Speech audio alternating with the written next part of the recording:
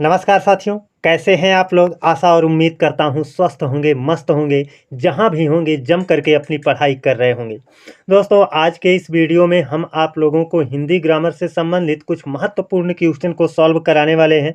अगर आप super TET या यूपी टेट की तैयारी कर रहे हैं तो आपके लिए तो बहुत इंपॉर्टेंट है। साथ ही साथ अदर एग्जाम में जहां आपका हिंदी ग्रामर आता है वहाँ भी इन सभी क्वेश्चनों को पूछा जाता है। तो चलिए देखते हैं अपने एक एक क्वेश्चन को। यहाँ पर पहला क्वेश्चन दिया गया है, कह रहा है बंदूक एक उपयोगी क्या है। दोस्तों, यहाँ पर बंदूक एक उपयोगी क्या है? औजार है, अस्त्र है, शस्त्र है, रक्षक है, क्या है? यहाँ पर आपको भरना है कि बंदूक एक उपयोगी क्या है। भैया शस्त्र होता है। यहाँ पर आपका ऑप्शन क्या हो जाएगा? सी हो जाएगा। अब मैं यहाँ पर बता दूँ, जो चीज़ें आपका फेंक करके चलाई जाती हैं जैसे भाला, वो क्या होता है? अस्त्र होता है ना। ये फेंक करके चलाया जाता है ना। जैसे क्या होता है? भाला। और कुछ चीज़ें ऐसी होती हैं जो हाथ में पकड़ करके ही चलाई जाती हैं, जैसे आपका हो जाएगा तलवार, जैसे आपका हो जाएगा बंदूक, है ना। तो हाथ में पकड़ करके ही जिनको चलाया जाता है वो होते हैं आपके शस्त्र। जैसे क्या? तलवार। जैसे क्या? तलवार। और एक उदाहरण ये आपका बंदूक भी है। तो तलवार और बंदूक ये दोनों आपका शस्त्र के अंतर्गत आएगा। तो बंदूक एक क्या होगा? यहाँ क्या भरा जाएगा दोस्तों? शस्त्र भरा जाएगा। क्या भरा जाएगा? शस्त्र भरा भरा जाएगा। अब बढ़ते हैं दोस्तों अपने अगले क्वेश्चन पर। ये देखिए अपना अगला क्वेश्चन है, कह रहा है पहली पंचवर्षीय योजना का स्पेस दिया है, तैयार किया जा रहा है। अब देखिए, पहली पंचवर्षीय योजना का रूप तैयार किया जा रहा है, प्रारूप तैयार किया जा रहा है, कार्यक्रम तैयार किया जा रहा है, या फिर रूपरेखा तैयार किया जा रहा है। तो इसका जो करेक्ट आंसर होगा, यहाँ पर जो भरा जाएगा वो क्या भरा जाएगा? पहली पंचवर्षीय योजना का प्रारूप तैयार किया जा रहा है। यहाँ पर क्या भरा जाएगा दोस्तों? प्रारूप भरा जाएगा, है ना। याद रखना, यहाँ पर क्या भरा जाएगा? प्रारूप भरा जाएगा। यही आपका क्या है? करेक्ट आंसर है ना। बढ़ते हैं अपने अगले क्वेश्चन पर। कह रहा है सर्वनाम के कितने भेद हैं। अब यहाँ पर आपको सर्वनाम का भेद पूछा है, मैं आपको संज्ञा के भी कितने भेद होते हैं ये भी बताने वाला हूँ, है ना। तो यहाँ सर्वनाम के कितने भेद हैं? 4 भेद हैं, 5 भेद हैं, 6 भेद हैं, 7 भेद हैं। तो इसका जो करेक्ट आंसर है वो आपका क्या हो जाएगा? 6 भेद हैं। देखिए दोस्तों, आप इसको ऐसे याद कर लो, संज्ञा सर्वनाम उच्चारण जब करते हो तो पहले संज्ञा ही आता है, उसके बाद क्या आता है? सर्वनाम आता है ना। तो संज्ञा और सर्वनाम, संज्ञा 5 है और सर्वनाम सर्वनाम क्या है? 6 है ना। उच्चारण में क्रम आपका यही रहता है, संज्ञा सर्वनाम, और 5 और 6 इसका भी अपना एक क्रम है। तो इसको इसी तरह से आप याद कर लो, संज्ञा के 5, सर्वनाम के 6 भेद होते हैं। बढ़ते हैं दोस्तों अब अपने अगले क्वेश्चन पर। कह रहा है निश्चयवाचक सर्वनाम कौन सा है?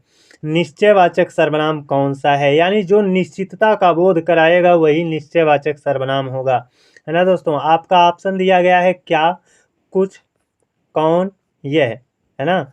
तो यहाँ पर मैं हर ऑप्शन को बताऊंगा किसमें कौन सा सर्वनाम है। तो निश्चयवाचक सर्वनाम जो होता है वह निश्चितता का बोध कराता है। क्या कराता है? निश्चितता का बोध कराता है। निश्चितता का मतलब है कि वह दूरी का, एक तरह से हम आपसे कहें दूरी का बोध कराता है। जैसे मैं कहूँ यह कलम है और मैं कहूँ वह कलम है, तो इसका मतलब क्या हुआ? यह कलम है मतलब कलम पास में है, वह कलम है इसका मतलब कलम थोड़ी सी दूरी पर है ना। तो यह और वह क्या करा रहे हैं? दूरी की निश्चितता का बोध करा रहे हैं। तो आपका यह और वह ये दोनों क्या होते हैं? आपके निश्चयवाचक सर्वनाम के अंतर्गत आएंगे। तो इसमें से आपका ऑप्शन कौन सा होगा? डी सही होगा। ये जो है प्रश्नवाचक सर्वनाम के अंतर्गत आएगा। ये कुछ कह रहा है ना, अनिश्चयवाचक सर्वनाम के अंतर्गत आएगा। ये कौन है, ये क्या और कौन दोनों ही प्रश्नवाचक सर्वनाम के अंतर्गत आएंगे। और कुछ क्या होता है आपका? ये कुछ का मतलब निश्चित नहीं हो पा रहा है, अर्थात अनिश्चयवाचक सर्वनाम के अंतर्गत आएगा। बढ़ते हैं अगले क्वेश्चन पर। कह रहा है निम्नलिखित में से कौन सा व्यक्तिवाचक संज्ञा है? भैया व्यक्तिवाचक संज्ञा। अब मैं यहाँ पर बता दूँ, जो व्यक्तिवाचक संज्ञा होता है उसमें व्यक्तिवाचक संज्ञा जो होता है वह विश्व में पृथ्वी पर एक होता है, यानी वह एक को का बोध कराता है ना। वह अकेला होता है, एक होता है ना। गाय, गाय देखो बहुत सारी हैं। गाय क्या है, बहुत सारी हैं। पहाड़ आपका बहुत सारा है। पहाड़ क्या है, बहुत सारा है। राकीज है ना। इधर हिमालय है, अरावली है ना। तो बहुत सारा पहाड़ है। यमुना, अब बताओ यमुना जो नदी है ये तो हमारे देश में एक ही है ना, और विश्व में कहीं और भी है नहीं है। तो यमुना ये क्या हो जाएगा, ये एक ही है पूरे विश्व में। अतः जो एक का बोध करा दे, विश्व में एक का ही बोध कराए, वह व्यक्तिवाचक सर्वनाम होता है। याद रखना, व्यक्तियों का नाम भी व्यक्तिवाचक सर्वनाम होता है। अब ये मत सोचना राजू नाम के तो हजारों लोग हैं तो ये कैसे व्यक्तिवाचक संग है ना। नहीं, इस चीज़ को नहीं लेना है। व्यक्तियों के नाम को व्यक्तिवाचक संज्ञा के अंतर्गत रखना है। आम, आम देखिए, आम ये आपका जातिवाचक संज्ञा के अंतर्गत आ जाएगा। गाय भी जातिवाचक संज्ञा के अंतर्गत आएगा। और ये आपका पहाड़ भी जातिवाचक संज्ञा के। तो ये तीन जो हैं ये जातिवाचक, और ये यमुना क्या है, व्यक्तिवाचक है ना। बढ़ते हैं दोस्तों अब अपने अगले क्वेश्चन पर। कह रहा है धुआं शब्द में कौन सी संज्ञा है। अब धुआं आप तो जानते हो, भोजन बनता है तो धुआं निकलता है ना। फैक्ट्रियों से धुआं निकलता है, तो वो धुआं कैसी संज्ञा है यही आपको बताना है। क्या व्यक्ति ये जातिवाचक संज्ञा है, द्रव्यवाचक संज्ञा है, समूहवाचक संज्ञा है, और ये व्यक्तिवाचक संज्ञा है, क्या है इसमें से। तो इसका जो सही जवाब होगा दोस्तों, पकड़ पा रहे होंगे आप भी, ये आपका द्रव्यवाचक संज्ञा के अंतर्गत आएगा है ना। अब जातिवाचक संज्ञा में एक जाति होता है, जैसे हमने कह दिया चिड़िया, कह दिया हमने बिल्ली है ना, तो ये जाति बन गई। समूह, समूह यह कुछ लोगों का ग्रुप होता है, जैसे मेला कुछ लोगों का ग्रुप है। सेना कुछ लोगों का क्या है, ग्रुप है। डाकू कुछ लोगों का क्या है, ग्रुप है ना। व्यक्तिवाचक में तो एक का बोध होता है, जैसे हमने भगवत गीता कह दिया यह पूरे विश्व में एक ही पुस्तक है ना। रामायण कह दिया एक ही है ना। राम कह दिया ये एक ही है। तो ये आपका व्यक्तिवाचक संज्ञा होता है। बढ़ते हैं दोस्तों अब अपने अगले क्वेश्चन पर। कह रहा है गोस्वामी जी ने रामचरितमानस की रचना की, इस वाक्य में कौन सी संज्ञा है। भैया इस वाक्य में ये जो वाक्य है ना, गोस्वामी जी ने रामचरितमानस की रचना की, इसमें कौन सी संज्ञा है। तो बताओ इसमें कौन सी संज्ञा है। गोस्वामी जी यही क्या है, संज्ञा है।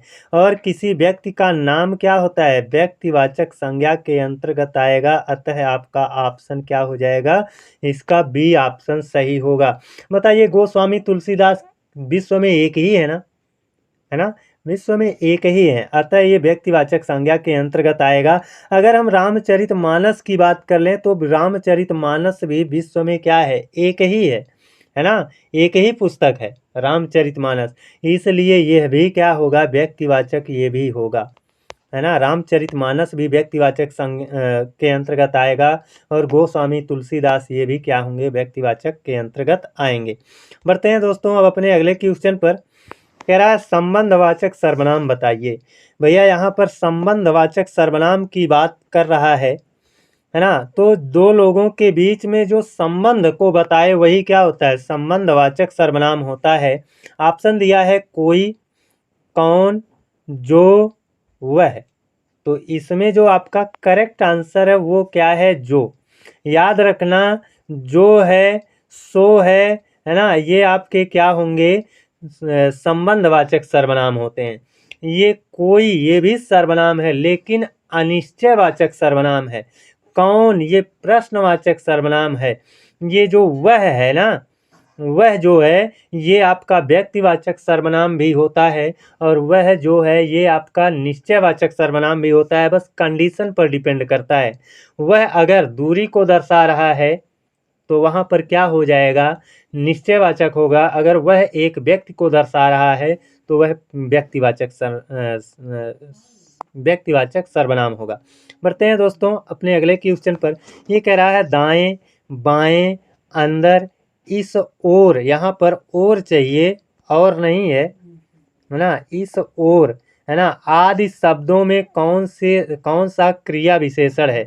अब दोस्तों आप तो जानते हो क्रिया विशेषण, क्रिया की विशेषता बतलाने वाले को हम क्या कहते हैं, क्रिया विशेषण कहते हैं, है ना। हम कह रहे दाएं, है ना, तो दाएं कोई स्थान होगा, बाएं कहें कोई स्थान होगा, अंदर कहें वह भी स्थान होगा, इस ओर वह भी स्थान होगा, अर्थात दाएं बाएं अंदर इस ओर ये सभी आपको, आपका जो होता है ये स्थान का बोध कराता है। जरा आप ही सोचिए, दाएं कह दिया तो क्या ये काल माने समय का बोध कराएगा क्या? नहीं ना। ये आपका परिमाण का मतलब जो वजन होता है उसका बोध कराएगा? नहीं। रीत का मतलब होता है ढंग, है ना, ढंग। तो क्या ढंग का बोध करा रहा है? नहीं, ये स्थान का बोध कराता है। चीज़ों को समझेंगे तो आसान रहेगा। इसका ऑप्शन नंबर सी होगा आपका करेक्ट। तो कह रहा है अगले क्वेश्चन में, तुम्हारे बिना मैं नहीं रह सकूंगा, इस वाक्य में संबंध बोधक अव्यय बताइए। यानी संबंध बोधक अव्यय बताना है। ये वाक्य है, इसमें संबंध बोधक अव्यय को बताना है। संबंध बोधक वह होता है जो दो लोगों के बीच संबंध को स्थापित करता है, चाहे वह व्यक्ति हो चाहे वह दो वाक्य हो, है ना। तो यहाँ पर संबंध बोधक अव्यय कौन सा है? तो जाहिर सी बात है तुम्हारे ये तो होगा नहीं, मैं भी नहीं होगा, नहीं भी नहीं होगा, है ना। बिना, यही जो बिना शब्द है यही क्या होगा आपका संबंध बोधक अव्यय होगा। बढ़ते हैं अगले क्वेश्चन पर। कह रहा है मेरे सामने से हट जा, इस वाक्य में संबंध बोधक अव्यय बताइए। यहाँ भी संबंध बोधक अव्यय को दोस्तों बताना है ना। मेरे सामने से हट जा, है ना, इस वाक्य में संबंध बोधक बताना है तो बताइए मेरे, ये तो आपका सर्वनाम है ना, है ना। सामने से, है ना, सामने से हट जा, ये दोनों भी नहीं है। आपका संबंध बोधक अव्यय ये सामने से, है ना। यहाँ मेरे और हटने के बीच में, है ना, यहाँ पर संबंध दर्शाने के लिए सामने से ये आपका संबंध बोधक अव्यय के रूप में प्रयोग हुआ है। बढ़ते हैं अपने अगले क्वेश्चन पर। कह रहा है मानसरोवर तक पहुंचना, फिर स्पेस दिया है क्या है? निर्गम है। मानसरोवर तक पहुंचना निर्गम है, दुर्गम है, दुर्लभ है, दुष्कर्म है। तो यहाँ पर दुष्कर्म तो ये तो होगा नहीं, है ना। ये दुर्गम, दुर्लभ, निर्गम, इन तीनों में से कौन सा होगा? तो मानसरोवर तक पहुंचना दुर्लभ है। दुर्लभ ये आपका क्या होगा, है ना, दुर्लभ यही क्या होगा आपका करेक्ट आंसर होगा। और ये दुर्गम, दुर्गम मतलब यहाँ पर जाने वाली क्रिया से होता है, नहीं होगा। ये दुर्लभ आपका क्या हो जाएगा, करेक्ट आंसर हो जाएगा। अब बढ़ते हैं दोस्तों अपने अगले क्वेश्चन पर। ये रहा, कह रहा है सीता ने बहुत मेहनत की किंतु फिर भी सफल नहीं हो सकी, इस वाक्य में समुच्चय बोधक अव्यय निहित है। दोस्तों बताना है समुच्चय बोधक अव्यय। समुच्चय बोधक क्या होता है? जो दो वाक्यों को जोड़ता है या फिर दो संज्ञाओं को जोड़ता है उनको हम कहते हैं समुच्चय बोधक। तो समुच्चय बोधक का मतलब जोड़ने वाला, है ना, जोड़ने वाला। तो यहाँ पर सीता ने बहुत मेहनत की, है ना, फिर भी वह सफल ना हो सकी, नहीं हो सकी। इन दोनों को जोड़ रहा है कौन? किंतु। अतः यहाँ पर जो आपका ऑप्शन डी है यही क्या हो जाएगा, इसका करेक्ट जवाब हो जाएगा। बढ़ते हैं अपने अगले क्वेश्चन पर। कह रहा है किस कवि को कवियों का कवि कहा जाता है? देखिए दोस्तों, कवियों का कवि किसे कहते हैं, है ना। तो एक चीज़ मैं बताऊं, मैंने इसे कैसे याद करके रखा है। जैसे यहाँ पर कह रहा है कवियों का कवि, वैसे ही हमारे गांव में प्रचलित है शेरों का शेर, है ना, शेरों का शेर, शेरों का शेर, है ना।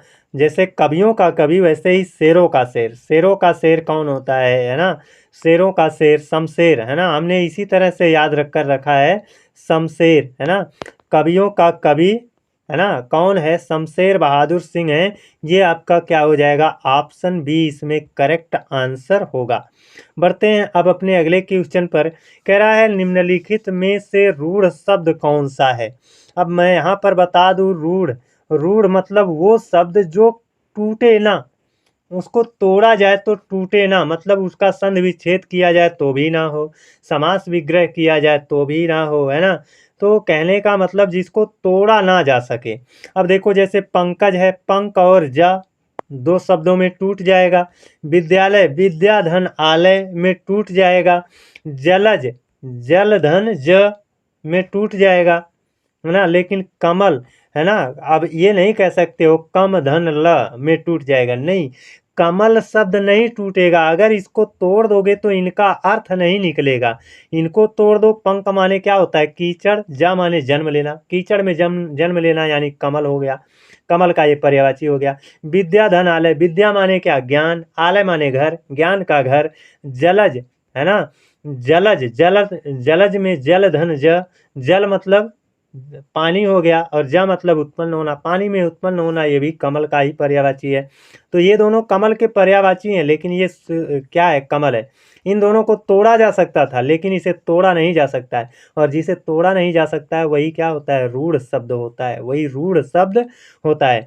बढ़ते हैं दोस्तों अब अपने अगले क्वेश्चन पर। ये देखिए अपना अगला क्वेश्चन है। इसमें कहा है हिंदी की पहली कहानी लेखिका का नाम है। भैया हिंदी की पहली कहानी लेखिका का नाम पूछ रहा है। ऑप्शन ए में दिया है बंग महिला, है ना, दूसरे में दिया है सत्यवती, तीसरे में दिया है चंद्र किरण, चौथे में दिया है चंद्रकांता। तो कौन है हिंदी की पहली कहानी लेखिका? इसका जो सही जवाब है वो आपका है बंग महिला। क्या होगा? बंग महिला इसका क्या है? करेक्ट जवाब है। अब बढ़ते हैं अपने अगले क्वेश्चन पर। ये देखिए अगला क्वेश्चन, और इसमें कहा है शुद्ध वर्तनी वाले शब्द का चयन कीजिए। भैया शुद्ध वर्तनी वाले शब्द का चयन करना है। मैं यहाँ पर आपको चारों चीज़ें बताऊँगा। शुद्ध वर्तनी वाला शब्द कौन सा है? तो अंत्याक्षरी है क्या? पूजनीय है क्या? तदोपरांत है क्या? कवित्री है क्या? तो इनमें से जो आपका सही जवाब है वो है अंत्याक्षरी, है ना। याद रखना अंत्याक्षरी में ना भी आधा रहता है, ता भी आधा रहता है, या पर आ की मात्रा रहती है, छरी रहता है ना। पूजनीय क्यों गलत है? इसको शुद्ध करेंगे तो क्या होगा? पूजनीय। क्या होगा? पूजनीय, इस तरह से होगा, है ना। तदोपरांत क्यों गलत है? क्योंकि ये तदोपरांत इसलिए गलत है क्योंकि शुद्ध होता है तदुपरांत, तदुपरांत, है ना, तदुपरांत, है ना। हम इसको तोड़ेंगे तो किसमें टूटेगा? तत् धन उपरांत, दोनों को जोड़ेंगे तो तदुपरांत बनेगा। कवित्री इसलिए गलत है क्योंकि ये लिखा जाता है कवयित्री, कवयित्री, है ना, ऐसे कवयित्री, ये आपका शुद्ध होता है। तो चारों को शुद्ध कर लिया हमने। अंत्याक्षरी यही शुद्ध है, पूजनीय नहीं होता है, पूजनीय होता है। तदोपरांत नहीं, तदुपरांत होता है। कवित्री नहीं, कवयित्री होता है। बढ़ते हैं अब अपने अगले क्वेश्चन पर। कह रहा है पश्चिमी हिंदी के अंतर्गत कौन सी भाषा नहीं है? भैया पश्चिमी हिंदी की बात कर रहा है। कौन से हिंदी की? पश्चिमी हिंदी की बात कर रहा है।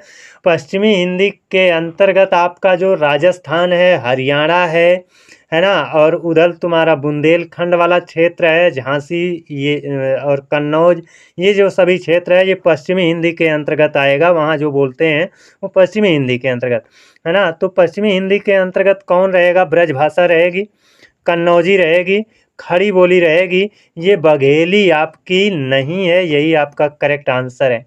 कहा है पश्चिमी हिंदी के अंतर्गत नहीं आता है। कौन नहीं आता है? बघेली नहीं आता है।